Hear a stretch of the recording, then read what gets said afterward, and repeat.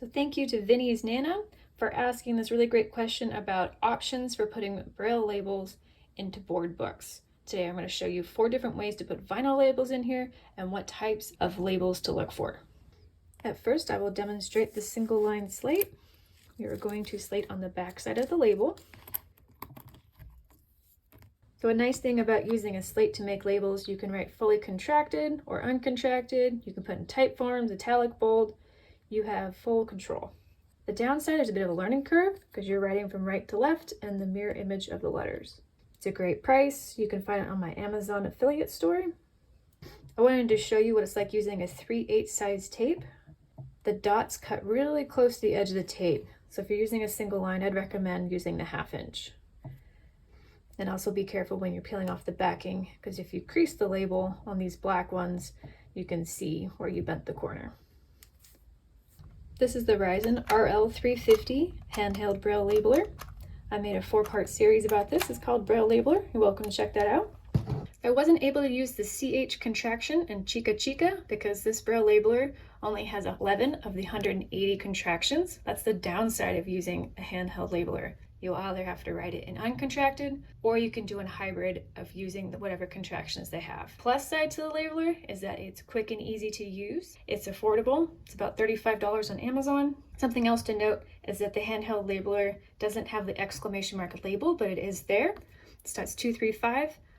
It is labeled as the word to, T-O. That's a retired sign. We don't use to anymore. Up next, let me show you how to make labels using your Perkins Brailler. So I bought this attachment for the Perkins. I bought it from MaxiAids.com. It's called the Vinyl Tape Holder for Perkins Brailler.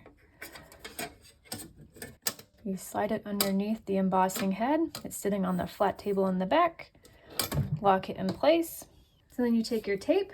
We're writing on the front side. Since we're using a Perkins, you write left to right. And there's 2 metal pieces on either side. We want to put the tape underneath it to hold it in place.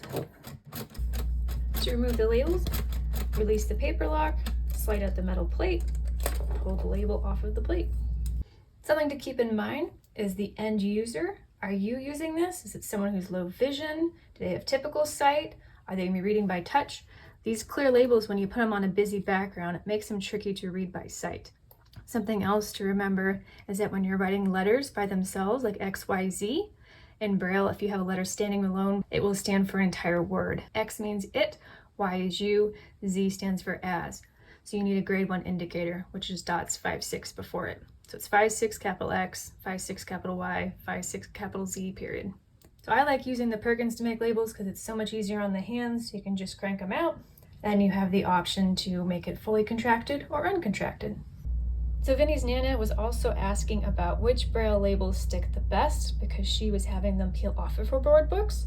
I bought 3 different brands yesterday, so I don't know yet which ones are going to hold up, but I've already noticed some differences.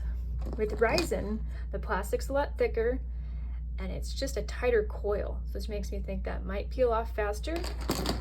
Versus this off-brand one, it was a lot thinner. It was really easy to slate, which typically isn't my experience with slating labels.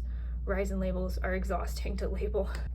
And then I also bought Dymo. I was watching reviews on label tapes, and these ones were recommended as being durable for Braille books. So you can get all these labels and slates from my Amazon affiliate store. So thank you in advance for supporting me. And if you want to get the vinyl tape holder for the Perkins Brailler, that's only available from MaxiAids.com. Well, thanks for watching. See you next time.